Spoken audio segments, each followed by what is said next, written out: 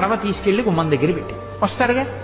భలే దొరికారా వీళ్ళు ఎవరో అనుకుంటాడు. వస్తాడు, కూర్చుని అలాగో ఓపికలు లేరు, ఈ ఇంట్లో పిచ్చేళ్లు బయట పెట్టి వెళ్ళిపోయారని చెప్పి చక్కగా తీసుకుని ఇలా నోట్లో పెట్టుకున్నాడు. పెట్టుకోగానే గోపిక వచ్చి పట్టుకుని ఆ కృష్ణుణ్ణి చూసింది. ఎవరు పిల్లాడా నువ్వు? తెలుసు కృష్ణుడని. ఎవరు నువ్వు అని. ఆయన ఏమనాలి? నేను కృష్ణుణ్ణి అనాలి. ఆయన కృష్ణుణ్ణి అనలేదు. బలానుజ, బలరాముడి తమ్ముడు అన్నాడు. మధ్యలో ఆయన ఊసేందుకు? ఆయన ఏమైనా వచ్చాడా, తిన్నాడా, దొంగతనాలు చేశాడా? అంటే ఎక్కువ మందిని ఇన్వాల్వ్ చేస్తే శిక్ష తక్కువ పడుతుందని.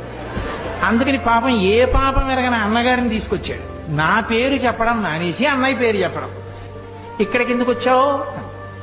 ఓసారి ఇలా చూసి, ఓ మా ఇల్లు కాదా, మా ఇల్లు అనుకున్నాను. అమ్మ బాబోయ్, మీ ఇల్లు అనుకుని వచ్చావా? ఇంత నిజంగా గుండెలు తీసిన బంటూరా నాయన నువ్వు అనుకుంది. బాగుందిరా నాయన. మరి వెన్న కుండలో చెయ్యి ఎందుకు ఎట్టావు? ఎందుకమ్మా అంత గట్టిగా ఊరికే ఏంటి ఎందుకు వెన్న కుండలో చెయ్యెట్టావు? ఇక్కడికి ఎందుకు వచ్చావు? అరుస్తానంటే మా ఆవు దూడ ఒకటి తప్పిపోయింది, వెన్న కుండలో ఉందేమో అని వెతుకుతున్నాను, కారిస్తే పారిపోతుంది చూడాలి. వెన్న కుండలో దూడ దూరిందా? చెయ్యి పెట్టి వెతుకుతున్నావా? దూడ పారిపోతుందా అని తెల్లబోయి ఆవిడ చెయ్యి వదిలేసింది, పారిపోయింది.